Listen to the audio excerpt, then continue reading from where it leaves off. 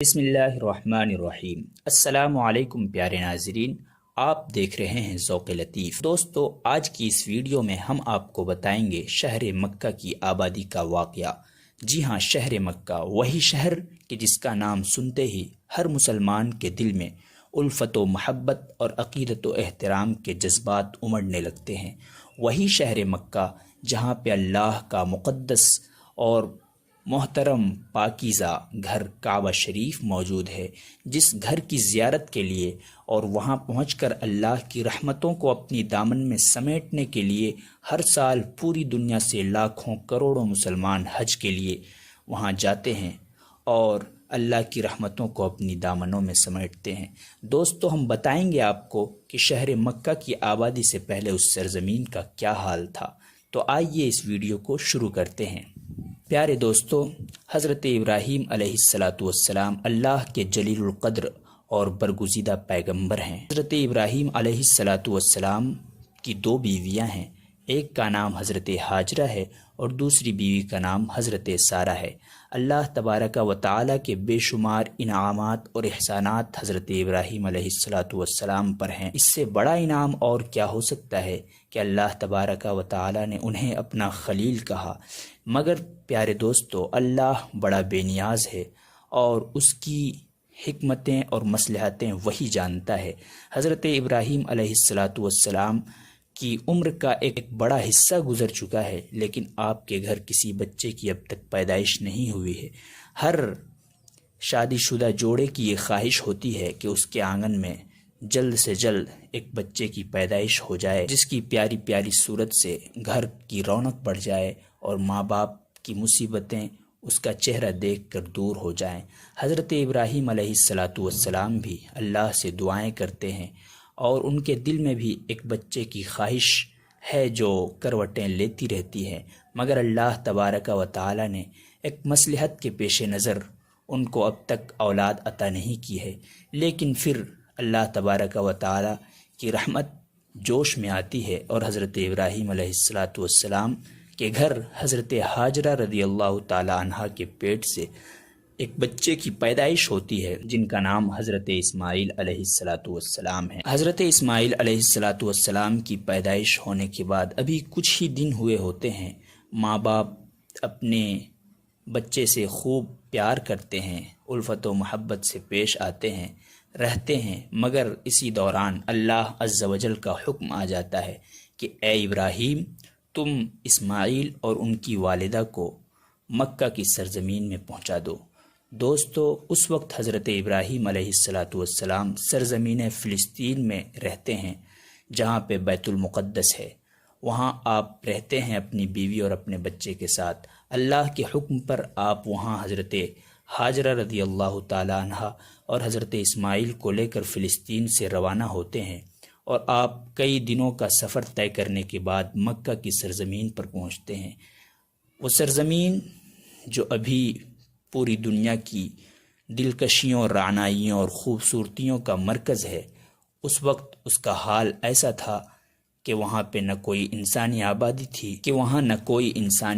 تھی اور نہ ہی رہنے کے لائق وہ سرزمین تھی، بلکہ ہر طرف بس جہاں تک نگاہ جاتی تھی ریت کا ایک سمندر تھا۔ دور دور تک کہیں پانی کا نام و نشان بھی نہیں تھا، درخت بھی نہیں تھے، کہیں کہیں بس ببول کے کانٹے تھے، اور باقی اس طرح چٹیل میدان اور سنسان بیابان وہ علاقہ تھا کہ وہاں پہ جانور بھی نہیں رہا کرتے تھے، چونکہ جانوروں کو بھی کھانے پینے کے لیے غذا کی ضرورت ہوتی ہے۔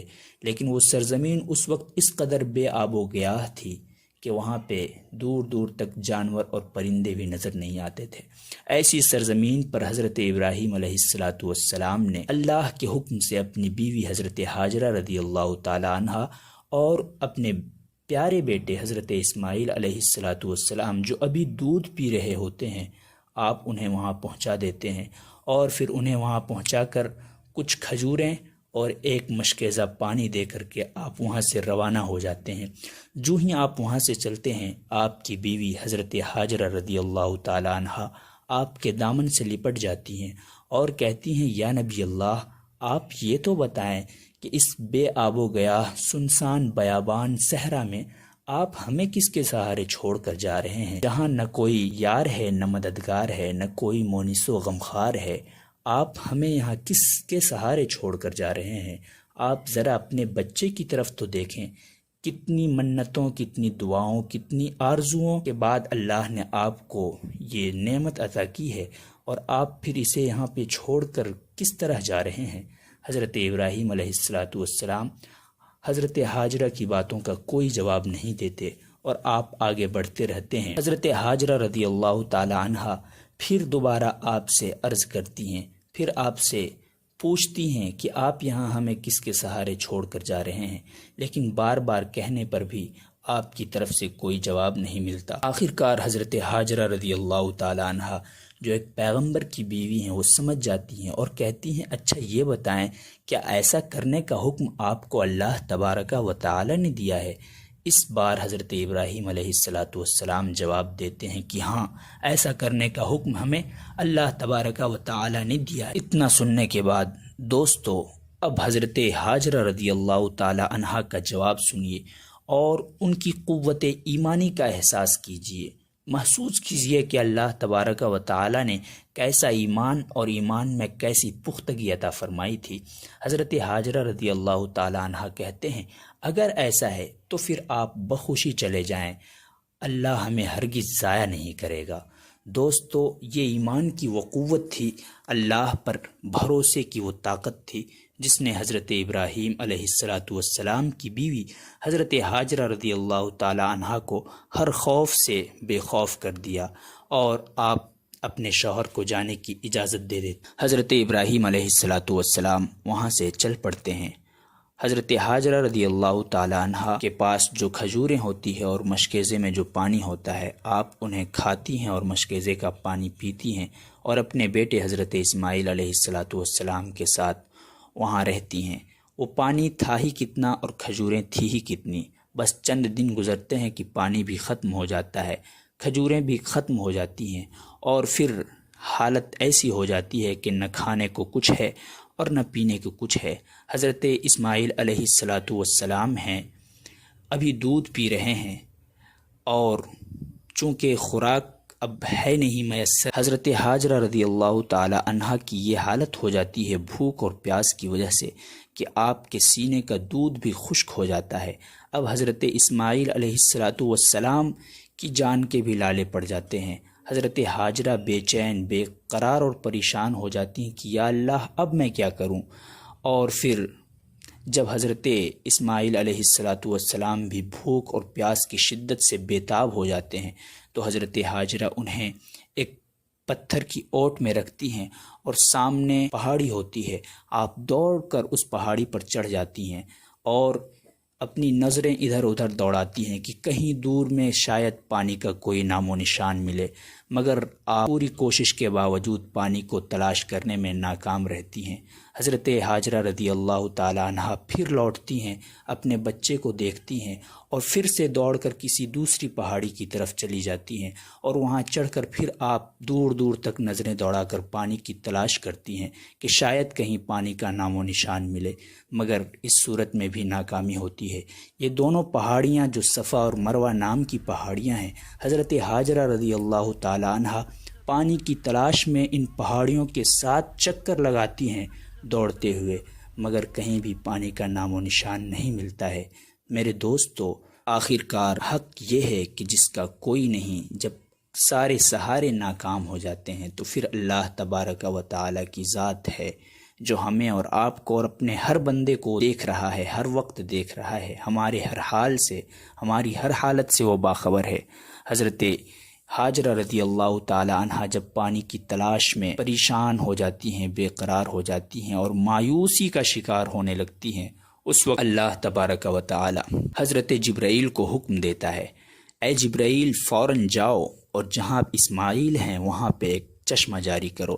حضرت جبرائیل آتے ہیں، آپ اپنے پروں کی ٹھوکر زمین پہ لگاتے ہیں، اور حضرت اسماعیل علیہ السلام کے تلوؤں کے نیچے سے پانی کا چشمہ ابل پڑتا ہے۔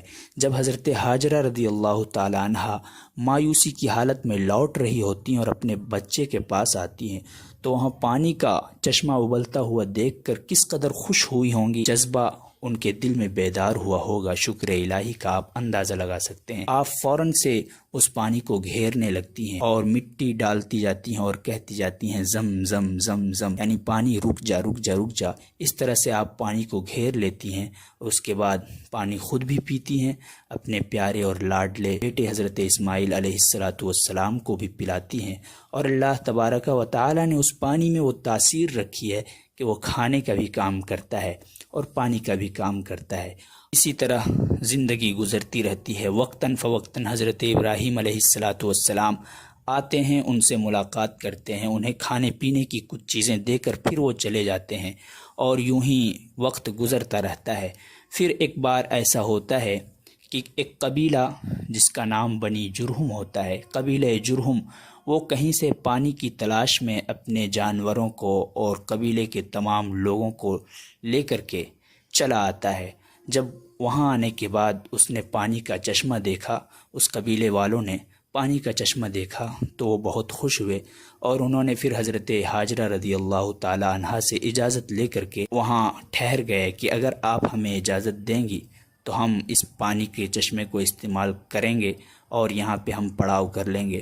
حضرت حاجرہ رضی اللہ تعالی عنہا انہیں اجازت دے دیتی ہیں اور وہ قبیلہ پورا وہاں پہ آباد ہو جاتا ہے، اور اس طرح سے مکہ کی سرزمین میں انسانوں کی آبادی کا سلسلہ شروع ہوتا ہے۔ حضرت اسماعیل علیہ السلام بھی وقت گزرنے کے ساتھ ساتھ بڑے ہوتے ہیں، انہی میں اسی قبیلے کے افراد کے بیچ میں پلتے بڑھتے ہیں، اور جب جوان ہو جاتے ہیں تو اسی قبیلے میں آپ کی شادی بھی ہو جاتی ہے دوستو۔ اور اس طرح حضرت ابراہیم علیہ السلام کے بیٹے حضرت اسماعیل علیہ السلام کی نسل سے پورا شہر مکہ آباد ہوتا ہے، اور پھر عرب کی پوری سرزمین آباد ہوتی ہے۔ دوستو، یہ ایسا واقعہ ہے جو ہمیں بہت کچھ سکھاتا ہے۔ اللہ کے حکم کی تابع داری، ہر حال میں اللہ کا حکم بجا لانا ہمیں سکھاتا ہے۔ اس طرح مکہ کی سرزمین تو یہ تھا پورا واقعہ مکہ کی سرزمین مکہ، شہر مکہ کی آبادی کا۔ امید ہے کہ آپ کو یہ واقعہ بہت پسند آیا ہوگا۔ پسند آنے کی صورت میں آپ سے گزارش ہے کہ آپ ویڈیو کو لائک کریں، چینل کو سبسکرائب کریں، کمنٹ کریں اور اپنے دوستوں کے ساتھ شیئر بھی کریں۔ ملتے ہیں اگلی ویڈیو میں، تب تک کے لیے خدا حافظ۔